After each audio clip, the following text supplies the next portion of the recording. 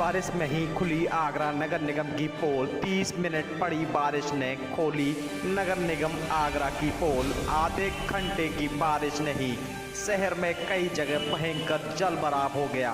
कहीं जलभराव से गाड़ियां फंस गईं तो कहीं जलभराव होने से राहगीरों को परेशानी का सामना करना पड़ा।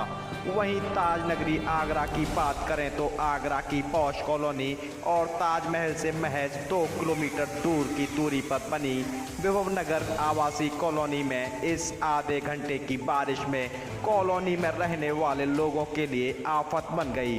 लोगों के घरों में पानी भर गया, सड़कें पानी से लबालब हो गई, सड़कों पर तालाब जैसी स्थिति बन गई।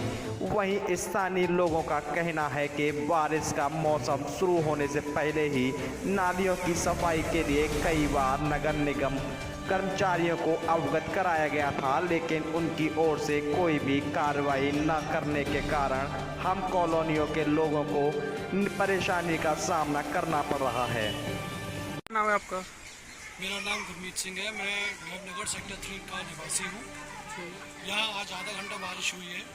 उसका ये नतीजा है कि पूरा नगर सेक्टर 3 पानी के डूबा हुआ है। रोज दिख नहीं रही है, घरों में पानी घुसा जा रहा है, नाले भरे हुए हैं।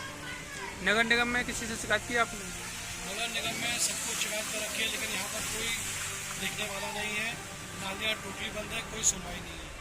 बुरा हाल है, इतना इनहाइजीनिक है, घरों में पानी घुसा हुआ है, गंदा पानी वो भी नालों का।